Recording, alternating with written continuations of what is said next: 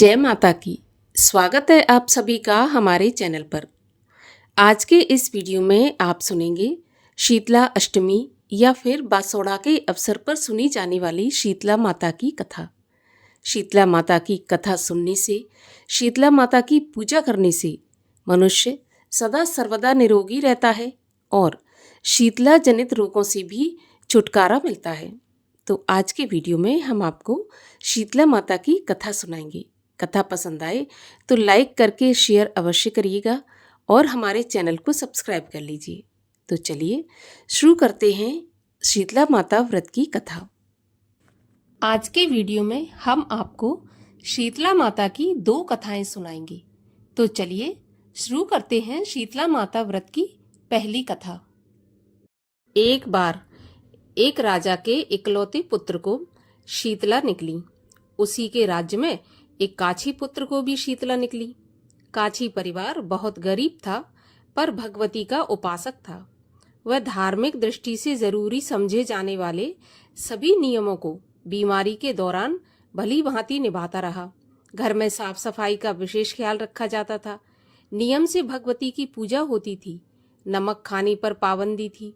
सब्जी में ना तो छौंक लगाता और ना कोई वस्तु तली भुनी खाता था।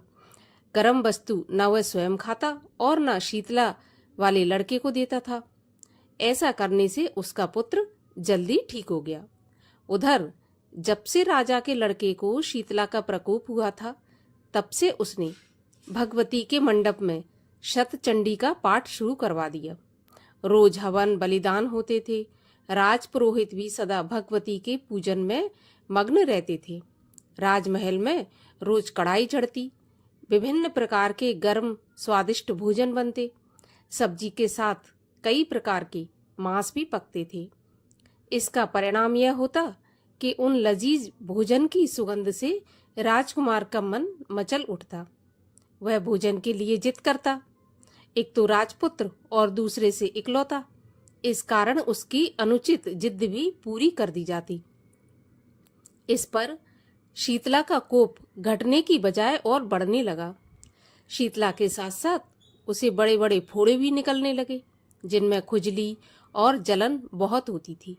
शीतला की शांति के लिए राजा जितने भी उपाय करता, शीतला का प्रकोप उतना ही बढ़ता जाता, क्योंकि अज्ञानतावश राजा के यहाँ सभी कार्य उल्टे हो रहे थे। इससे राजा और अधिक परेशान हो उठा। उसकी समझ में नहीं आ रहा था कि इतना सब होने के बाद भी शीतला माता का प्रकोप शांत क्यों नहीं हो रहा है। एक दिन राजा के गुप्तचरों ने उन्हें बताया कि काछी पुत्र को भी शीतला निकली थी, पर वह बिल्कुल ठीक हो गया। यह जानकर राजा सोच में पड़ गया कि मैं शीतला की इतनी सेवा कर रहा हूँ, पूजा और अनुष्ठान में कोई कमी नहीं, लेकिन मेरा पुत्र अधिक रोगी होता जा रहा है, जबकि काछी पुत्र बिना सेवा पूजा के ही ठीक हो गया। इसी सोच में उसे नींद नहीं आई। सफेद वस्त्र धारणी भगवती ने उसे स्वप्न में दर्शन देकर कहा कि हे राजन, मैं तुम्हारी सेवा अर्चना से प्रसन्न हूँ, इसीलिए आज भी तुम्हारा पुत्र जीवित है। इसके ठीक न होने का कारण ये है कि तुमने शीतला के समय पालन करने योग्य नियमों का उल्लंघन किया है। तुम्हें ऐसी हालत में नमक का प्रयोग बंद कर देना चाहिए था। नमक से रोगी के फोड़ों में खुजली होती है। घर की सब्जियों में छौंक नहीं लगाना चाहिए था, क्योंकि इसकी सुगंध से रोगी का मन उन वस्तुओं को खाने के लिए ललचाता है।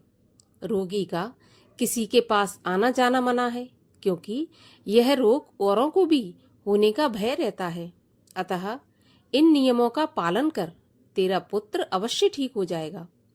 विधि समझाकर माता रानी अंतर्ध्यान हो गईं। प्रातःकाल राजा ने देवी की आज्ञा के अनुसार सभी कार्यों की व्यवस्था कर दी। इससे राजकुमार की सेहत पर अनुकूल प्रभाव पड़ा और वह शीघ्र ठीक हो गया। इसी दिन भगवान श्री कृष्ण और माता देवकी का विधिवत पूजन करके मध्यकाल में सात्विक पदार्थों का भोग लगाना चाहिए। ऐसा करने से पुण्य ही नहीं मिलता, बल्कि समस्त दुखों का निवारण भी होता है।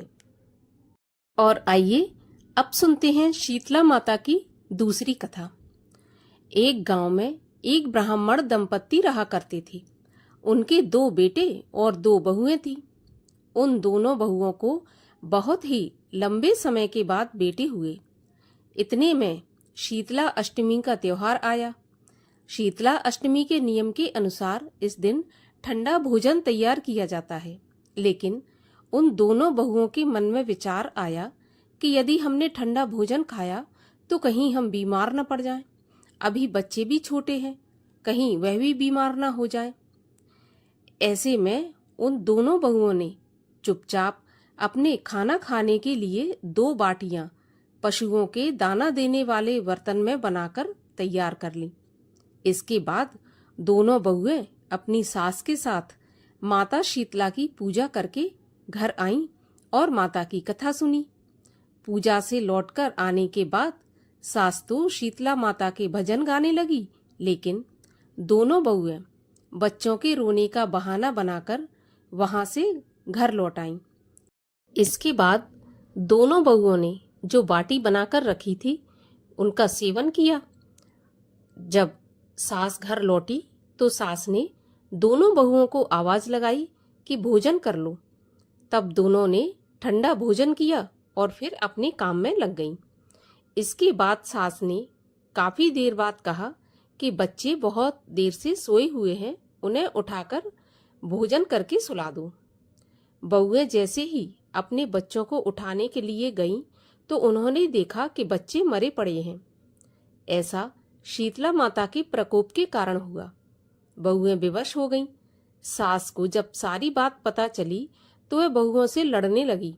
सास बोली कि तुम दोनों ने अपने बेटों की बदौलत शीतला माता की अवहेलना की है, इसलिए मेरे घर से निकल जाओ और कैसे भी बेटों को स्वस्थ करके ही वापस घर आना।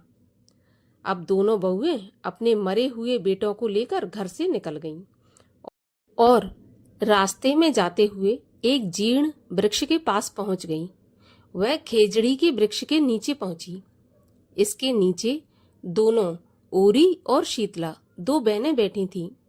दोनों के बालों में जूं थी, तो वहीं दोनों बहुएं भी ठग गई थीं। दोनों बहुएं ओरी और शीतला के पास पहुंची। उन दोनों ने ओरी और शीतला के सिर से सारी जुएं निकाल दी। जुओं का नाश होने से ओरी और शीतला ने अपने मस्तक में बड़ी शीतलता का अनुभव किया और उनसे कहा कि तुम दोनों ने हमारे सिर से जू निकालकर हमारे सिर को ठंडा किया है, वैसे ही तुम्हें पेट की शांति मिले। इतने पर दोनों बहुएं बोली कि हम पेट का दिया हुआ ही लेकर मारी मारी भटक रही हैं, लेकिन शीतला माता के दर्शन नहीं हुए। शीतला माता ने कहा कि तुम दोनों ने पाप किया है, तुम दुष्ट हो, दुराचारणी हो, तुम्हारा तो मुंह तक देखने योग्य नहीं है। शीतला सप्तमी के दिन ठंडा भोजन करने के बदले तुम दोनों ने गर्म भोजन कर लिया था। इतना सुनते ही बहुओं ने शीतला माता जी को पहचान लिया और दोनों ने शीतला माता को प्रणाम किया और गिड़गिड़ाते हुए बोली कि हमने अनजाने में गर्म खाना खा लिया। आपके प्रभाव को हम नहीं जानती थी, आप हमें क्षमा करो, हम फिर कभी भी ऐसा नहीं करेंगी। उनके ऐसे वचन सुनकर शीतला माता प्रसन्न हुई और शीतला माता ने मरे हुए बालकों को जीवित कर दिया। इसके बाद बहुएं अपने बच्चों को लेकर फिर से गांव लौट आईं। जब गांव के लोगों को पता चला कि शीतला माता ने उनको दर्शन दिए तो लोगों ने बहुत धूमधाम से उनका स्वागत किया और उन्होंने कहा कि हम गांव में शीतला माता के मंदिर का निर्माण करवाएंगे। शीतला माता ने जैसे उन दोनों बहुओं पर कृपा की, वैसी ही कृपा दृष्टि हर किसी पर रखें। जो भी यह कथा पढ़े या सुने, माता शीतला हमेशा उन पर अपनी कृपा बनाए रखे।